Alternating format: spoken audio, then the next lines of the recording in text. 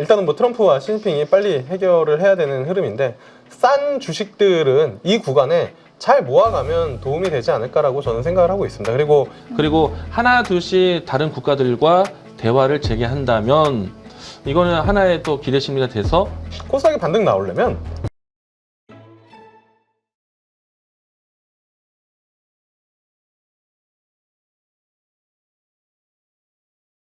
상대적으로 나스닥이 어제 빠진 거에 비해선, 그러니까 어제 변동성이 상당히 컸잖아요. 플러스 4.57%에서 7%? 네, 4.57%에서 마이너스 2.15% 빠진 거니까 큰 폭으로 이제 빠진 거에 비해서는 그래도 선방은 하고 있는 그런 상황인데, 그 대중국 관세 104%. 네. 그러니까 저는 12시 1분으로 알고 있었는데 지금 시장 반응 보면은 1시 1분인가요?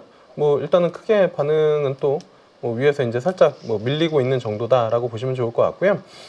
이 시장에 대한 고민이 되게 많아요.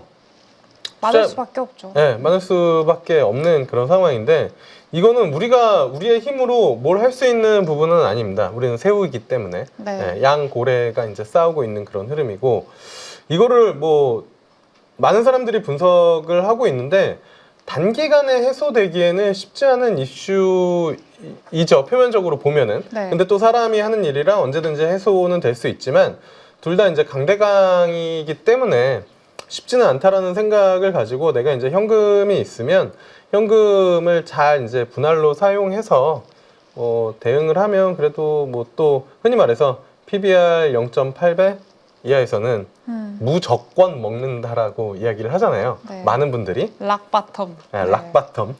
그 바위가 깨지지 않았으면 좋겠는데, 그게 계란이 아니고 바위이길 바라는데, 네. 근데 뭐 지난 시간에도 사실 그런 얘기는 드리긴 했어요. 그러니까 저는 항상 양쪽을 생각을 하거든요. 그리고 시장이 안 좋으면 당연히 이제 안 좋게 얘기하는 것들이 별로 이제 좋게 안 들리시는 생각들이 들 텐데, 그래도 계속 고민을 해봐야 되는 건, 우리가 항상 0.8배 매매할 때도, 그래서 내가 이 매매 방법이 되게 잘 먹혀가지고 막 하다가 보면 어느 순간 매매 로직이 깨지는 경우들이 있거든요. 시장의 컬러가 바뀌어서. 그렇죠. 근데 지금도 0.8배는 TV만 틀면 다 나오는 이야기여서, 저는 그게 약간 항상 인문학적으로나 아니면 그런 쪽으로 보면은 주식시장에서는 항상 모두가 똑같은 이야기를 하고 있을 때 그 지지라인은 꼭 깨드라는 거죠. 그래서 뭐 지금도 뭐 증권 채널에서는 뭐 후행 PBR로 0.79배 뭐 이렇게 이제 뭐 화면으로 내놓고 있는 그런 흐름인데, 쉽지는 않아 보입니다. 개인적으로는 쉽지는 않아 보이고, 일단은 뭐 트럼프와 시진핑이 빨리 해결을 해야 되는 흐름인데, 싼 주식들은 이 구간에 잘 모아가면 도움이 되지 않을까라고 저는 생각을 하고 있습니다. 그리고 지금 생각을 해야 되는, 전략을 세워야 되는 것 중에 하나는 그거라고 생각을 해요. 만약에 이게 해소가 됐을 때 내가 어떤 액션과 아니면 어느 쪽의 포지션을 가지고 있는 게 가장 좋을 것인가 라고 생각을 해보면, 일단은 뭐 개별 종목일 수도 있겠지만 먼저 지수가 가장 먼저 반응을 하겠죠. 네. 그래서 지수에 대한 분할, 매수에 대한 전략을 뭐 시간 텀을 두고 가져보는 게 좋을 것 같고, 뭐 공격적이신 분들은 레버리지겠지만 그렇지 않아도 그냥 지수 플레이를 하는 게 가장 그냥 쉬우면서도 그 상승의 포모를 느끼지 않고 따라갈 수 있는 방법일 것 같고요.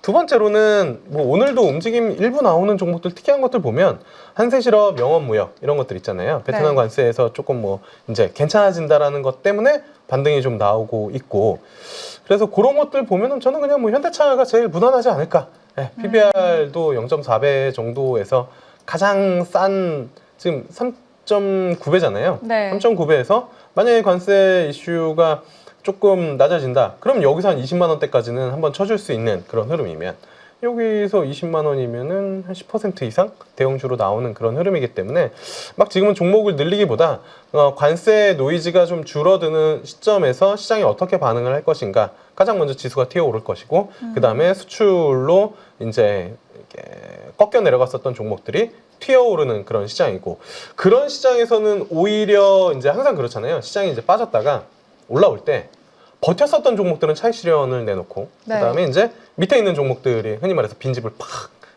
기관들이 이제 들어가는 플레이들을 하기 때문에, 여기서 잘 버티는 종목을 살 것이냐 아니면은 바닥에 있는 종목을 살 것이냐라고 보면은, 저는 뭐 바닥에서 그 조금 튀어오를 수 있을 만한 종목들을 좀 분할로 보는 것도 괜찮은 전략이지 않을까?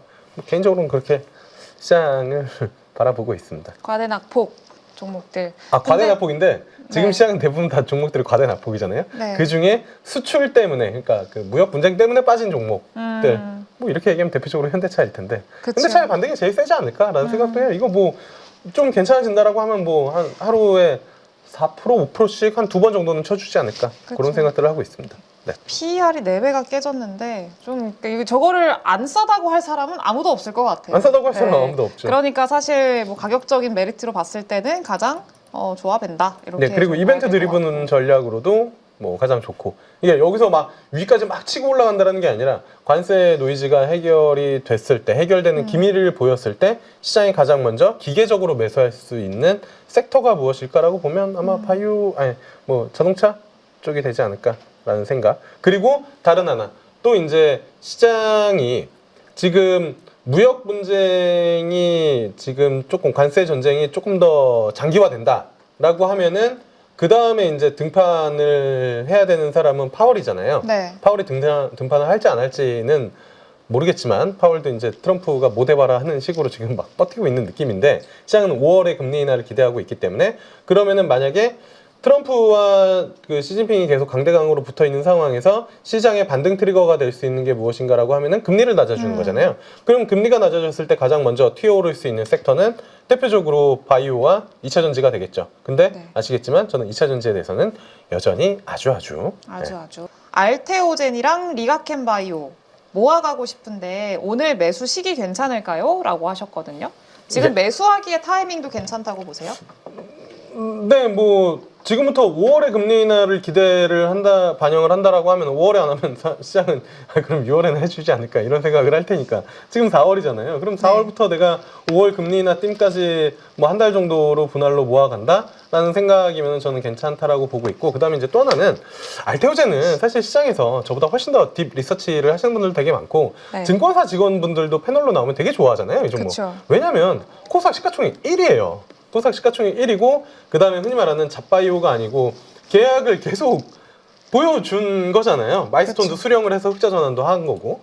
그런데다가 이제 뭐 숫자도 이렇게 찍힐 것으로 보이니까 이제 다들 이제 좋아하는 건데, 저는 뭐 괜찮다라고 보고 있고요. 그 다음에 알테오젠의 전략은 그렇게 세우면 되지 않을까라는 생각을 해요. 이제 9월 20 네. 며칠인가가 있잖아요. 그거 이제 FDA 신청하는 거. 네. 그 전에 아마 한번 움직임 또 플레이 기대감으로, 그리고 나서 그거 나오면 세론이 나올지 안 나올지는 모르겠지만 그 전에 그 기대감으로 아마 또 시세를 한번 또 보여주지 않을까. 여러 채널들에서 푸시업을 되게 셀링을 많이 해줄 거니까. 네, 셀링을 해줄 거라고 저는 생각을 하고 있어요. 네. 그럼 그러면- 그런 플레이까지도 생각을 해서 본다면 뭐 코스닥 시가총액 1위에다가 뭐 숫자가 찍히는 바이오에다가 FDA 기대감까지 붙어 있다면 분할로 모아간다라는 건 저는 뭐 별 무리 없지 않을까라고 생각을 하고 있고요. 그럼 분할로 어디까지 열어놓고 모아 나가는 게 좋다고 보세요? 분할로 뭐 30만 원. 30만 이 앞전에도 30만 원이고, 그때 요게 그때 누구죠? 이거에 그 지분 5% 공시 하신 그분, 이름이 갑자기 생각이 안 나는데 공시 자료 보시면 알 텐데 되게 많이 들고 계신 분. 예. 그 자리가 요 자리거든요. 예. 그래서 여기서부터 그분보다 싸게 사면 되지 않을까. 1,000몇 억인가? 예. 되게 네. 들고 계시잖아요. 그래서 5% 이제 지분 공시 그때 이렇게 빠졌을 때 싹 사가지고 지분 공시 딱 한 번 해주면서 투자 심리를 살려줬었던 그 흐름이기 때문에 그냥 러프하게 30만 원. 그리고 코스닥에 대한 반등이 있잖아요. 네. 코스닥이 만약에 반등이 나온다라고 하면은, 코스닥이 반등 나오려면 바이오랑 알테오젠이 움직여야 됩니다. 아시는 것처럼 시가총액 1위잖아요. 그쵸. 그리고 코스닥이 움직이려면 바이오가 움직일 수밖에 없는 게 시가총액 상위. 우리 한번 볼까요? 왜 그러냐면 우리나라는 시가총액 상위 그거잖아요. 그러면은 1위가 알테오젠, 바이오, HLB, 바이오, 그 다음에 휴젤도 피부 미용인데 약간 보톡스 바이오 뺀다 치더라도 알테오젠, HLB, 그 다음에 삼천당 제약, 그 다음에 코오롱 티슈진, 리가켄 바이오. 그러면은 보세요. 하나, 둘, 셋, 넷, 다섯 개가 바이오잖아요. 네. 시가총액 상위. 바이오가 안 움직이면 코스닥은 못 올라간다라고 보는 거죠. 그리고 코스닥이 올라가려면 바이오가 올라가야 되는 거고, 거기다가 이제 펩트론까지 지금 시가총액 12위까지 올라와 있고, 파마리서치를 이제 뭐 넘기기는 아직 좀 그렇긴 하죠. 시가총액이 좀 차이가 나긴 하는데 어쨌든 그 다음에 14위도 ABL 바이오 20위까지 보면은 바이오가 진짜 많아요. 그래서 그쵸. 바이오가 안 움직이면 코스닥은 못 가는 거고 코스닥에 가려면 바이오는 무조건 움직여야 되는 그러한 이제 수급적인 구조적인 시장이 되어버린 거죠. 한마디로 지수가 올라가려면 삼성전자가 올라가야 되는 것처럼 네, 코스닥이 올라가려면 바이오가 움직여야 되는 거죠. 아직까지는 좀 쉽지 않다. 일단 주변 중화권 증시에 대한 분위기가 너무 어렵다 보니까 우리 증시까지 분위기가 좀 옮겨오고 있다라고 생각이 되고요. 무엇보다도 시장에 대한 투심에 대한 이야기들인데 사실 지금 현재 대형주보다 중소형주 쪽에서 움직임이 좀 나오고 있긴 한데 대형주 쪽에서의 수급 공백이 상당히 좀 시장을 좀 누르는 것이 아닌가. 아무래도 이제 공매도 재개 이후부터 해서 순기능에 대한 부각이 된다면 우리 증시를 좀 긍정적으로 바라보지 않을까 했는데 네. 역시나 기회를 놓치지 않고 공매도세에 좀 가중을 좀 하고 있는 외국인의 매도세가 네. 시장을 좀 누르고 있다고 생각되고요.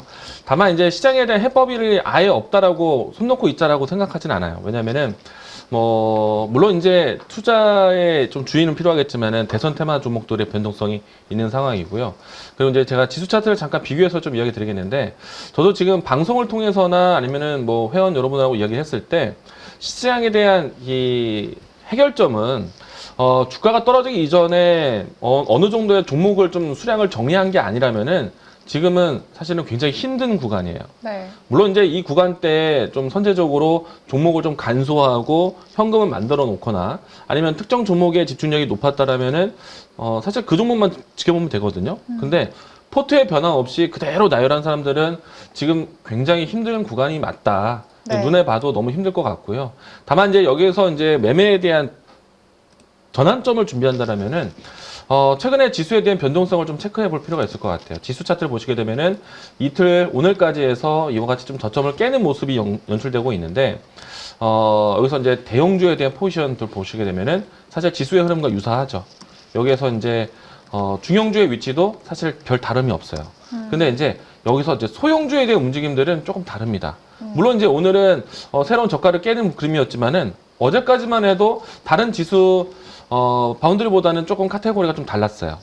그러면은 시장에서 분위기를 찼을 때 종목에 대한 매기는 소형주 쪽이 좀 좋지 않을까. 그리고 이제 전체적인 시장에 대한 하방 지지는 대형주, 우량주 이들 종목들이 해줘야 되는데 아시다시피 우리 증시는 수급에 대한 공백이 워낙에 크다 보니까 대형주에 대한 힘이 크지 못했던 것 같아요. 오히려 정강으로 많이 밀렸고 다만 어제 미증시, 그제 미증시, 어제 우리 증시를 보면은 상당히 민감하게 움직이고 있거든요. 네. 근데 지금 방송하고 있는 지금 현재 시점에서 지수가 밀리고는 있지만 이게 이제 장중에 밀리고 나서 후반에 반등에 대한 여지만 만든다면은 종목들은 생각보다 빠른 민첩하게 반등을 합니다. 그래서 이제 그 반등의 시점에서 어떤 카드를 쓸까? 대중에 대한 반사이익을 놓을 수 있는 파트를 모아가줘도 좋을 것 같고 예상되는 파트는 조선이라든지 바이오 종목들을 오히려 모아가는 게 나을 것 같고 뭐 그게 아니라면 트레이딩 관점에서는 지금 보여드린 것처럼 소형주. 최근에 이제 상승률 상위 종목들 보시게 되면요. 지금도 오늘도 현재 시점에도 별 다르지 않을 텐데 현재 올라가고 있는 상위 종목들을 보시게 되면 특징은 두 가지예요. 첫 번째는 정치 테마주. 그 두 번째는 소형주에 대한 포지션이 강합니다. 네. 지금 보여주는 것은 이제 ETN, ETF를 제외하고 나머지 종목들을 보시게 되면은 전부 다 소형주예요. 뭐 1,000억 원 미만도 많고요. 뭐 1,000억 원 미만에서 시작해서 이제 막 1,000억 원 넘어간 종목들도 있고. 그래서 이제 저도 오늘은 단타에 대한 포지션은 어떻게 보면 좀 잡주고 네. 누군가는 또 아예 쓰레기 종목 이렇게 볼 수도 있는데 시장이 움직이면은 결국에는 소형주.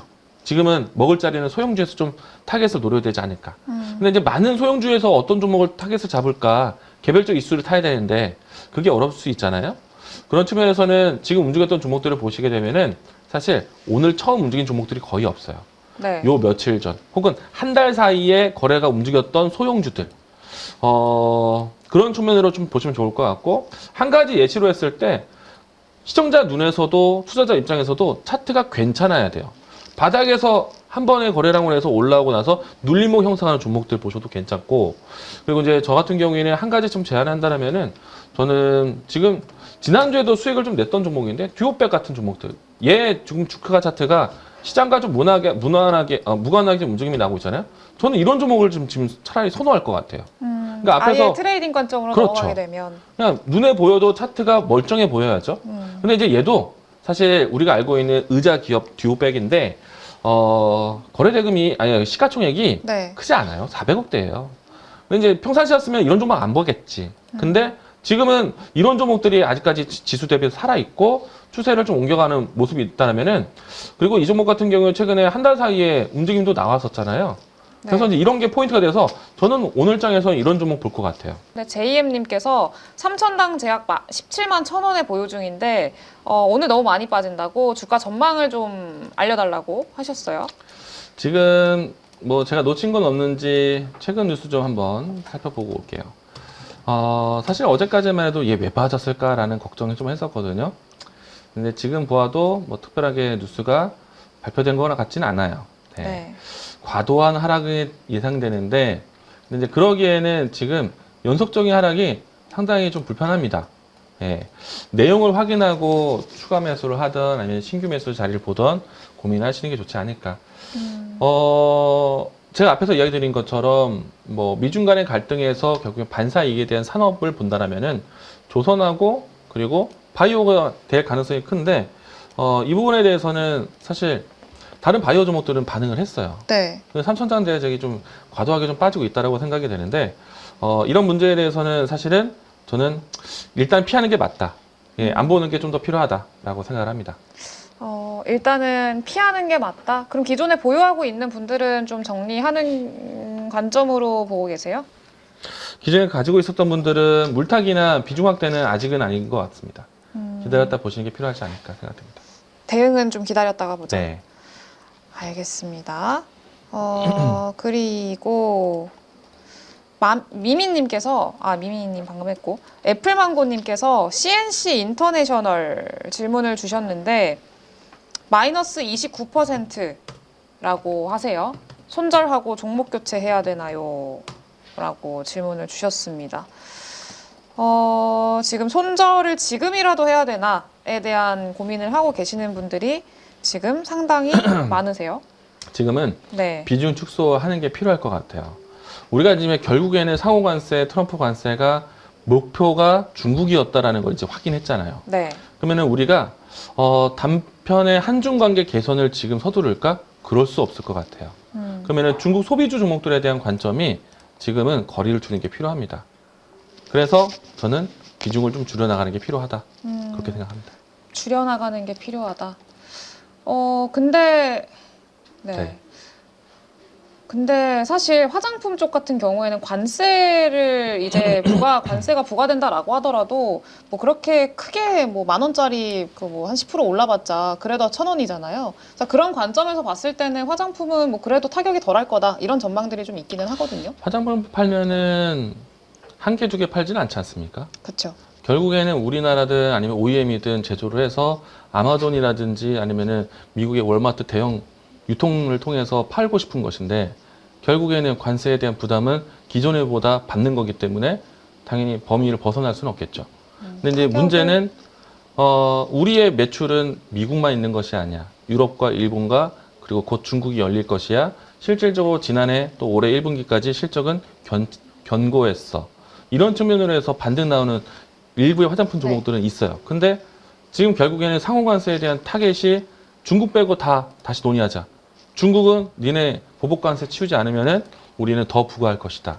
중국하고는 지금 굉장히 날 서 있는데 우리가 지금 다시 한번 한한령 해제에 대한 키워드를 꺼낸다든지 아니면은 왕이 외교부장이라든지 시진핑을 초빙한다든지 이런 대화가 있을 수 있을까? 없을 것 같아요. 물론 이제 민간에서의 뭐 항공 라인의 노선이 더 드러나고 외교 이제 그 교류가 있을 수 있겠지만은 중국이라는 중자를 꺼내기가 힘들다. 가만히 있는 게 맞죠. 예. 그러면은 소비주 종목들이 이와 같이 주목받지 못하는 때에서 실적 공시 나와도 방어의 수단이 될 수 있겠지만은 주가를 끌어올리는 데는 부담이 되겠다. 그러니까 이제 관점이 좀 지금 바뀐 거예요. 트럼프 관세가 모두에게 동일한 조건이었다라면은 경기 회복을 준비하고 있는 중국의 입장은 긍정적이었을 거예요. 근데 중국 빼고 다시 논의하자 결국엔 중국이 타겟이다? 그럼 중국 소비주를 지금 뭐하러 봐요? 그렇죠. 예, 거리를 두는 게 맞죠. 예. 알겠습니다. 결국에는 거리를 둬야 된다. 지금 뭐 아까 1시 기점으로 해가지고 이제 관세가 이제 발효가 됐잖아요. 그러니까 뭐 미국 나스닥 선물도 지금 1.8% 급락하고 있고, 일본도 4% 넘게 급락하고 있고, 뭐 중국은 상대적으로 좀 덜 하기는 합니다만 우리나라도 계속 밀리고 있고, 이거 시장, 그러니까 사실 지금 뭐 종목도 종목이기는 한데 그 시장을 이기는 종목은 없잖아요. 네. 그러니까 지금 시장이 이렇게 좀 급락이 나오고 있는 상황에서 뭔가 좀 반등의 실마리를 뭘 찾아야 될까요? 결국에는 큰 지수가 잘 움직여야 될 것 같아요. 큰 지수. 큰 지수라고 그러니까- 하면은 대형주. 그러니까 코스닥보다는 코스피가 살아야 되겠고, 네. 코스피보다는 미증시 나스닥이 살아야겠죠. 근데 이제 저는 나스닥은 또 우리 증시도 마찬가지인데 반등에 대한 여지가 있다고 생각을 해요. 일단 주가 차트 나스닥을 좀 보시게 되면은 어제 롤러코스터 같은 장이 또 한번 연출됐거든요. 뭐 상승 출발했다가 장중에 크게 밀렸다가 다시 일부는 회복하면서 마감을 하는 모습이 있었고, 어제도 굉장히 난폭한 시장이었잖아요. 네. 하루에 등락폭이 나스닥이 10% 가까이 변동이 나온 거는 굉장히 좀 등락이 컸던 시장입니다. 일단은 이게 진정이 될 필요가 있겠죠. 불안하죠. 변동성이 크니까. 그런데 이런 변동성을 보였다는 거는 좋은 뉴스에 빨리 좋게 반응했고, 나쁜 뉴스에, 걱정된 뉴스에 또 금방 풀이 죽는 그런 모습이라서 이 증시에 대한 방향이라든지 뉴스에 굉장히 민감하게 반응한 시장인 거예요. 네. 그 말은 한편으로는 불안한데 이 불안 요소가 좀 지나가면은 저가 매수가 들어올 수 있는 기대감의 시점도 있다는 얘기예요. 그래서 저는 이런 자리가 우리가 다시 한번 지수를 저점을 찾아내는 성장통을 느끼는 시기다. 나스닥도 지금의 변동은 아직까지는 불확실성하지만 네. 저점을 예상하는 위치가 틀림없다. 이렇게 생각을 합니다. 그러면 이야기는 무엇을 끌고 올까요? 우리가 걱정만 했었던 상호 관세, 글로벌 경기 침체를 이제 과정으로 가는 불편함이었는데, 네. 사실은 우리 미국이 다시 한번 커질 수 있어 라는 우리 좋은 생각만으로 해서 미국은 괜찮아 하고 올라가는 게 아니라, 결국에는 글로벌 시장이 다 죽자는 경기 침체가 될 수도 있는 걱정으로 시작됐는데, 그런 것들은 이제 다른 국가와 협의 가능성이 열렸으니까 시장에 대한 악재 강도가 줄어들 수도 있겠다. 그런 내용들이 들어오는 거겠죠. 그리고 하나 둘씩 다른 국가들과 대화를 재개한다면 이거는 하나의 또 기대 심리가 돼서 저가 매수에 또 이야기가 되지 않을까. 그리고 이제 포인트가요. 이 시간까지는 굉장히 멀리 남아 있는데 미국 상무부에서 이런 얘기를 했어요. 정말 빠르게 많은 국가들이 우리와 대화하기를 요청을 하고 있다. 네. 그리고 우리는 이 대화를 하나씩 풀어갈 것인데 6월 달까지 그 논의를 진행할 것 같다. 6월에 대한 시간을 암시를 했어요. 네. 6월에는 또 금리 인하에 대한 카드를 꺼낼 시기라고 보는데 6월 달까지 지금 기다리라는 얘기는 아닙니다. 근데 뭔가 기대에 대한 가능성이 열렸기 때문에 증시는 이제 조금 저점을 잡아볼까? 내리막길의 끝이 보이니까 브레이크를 밟으면서 속도 조절할 필요가 있겠죠. 네. 그래서 이제 지금은 무자비로 급락하는 시장의 투심리가 아니라 이제는 좀 브레이크를 밟으면서 나스닥의 변동성이 커졌다는 거는 한편으로는 좋으면 좋게 반등할 수 있겠구나 라고 심리가 작용할 것이다. 지금 버텨야 돼요. 지금 돼요. 버텨야 된다. 네.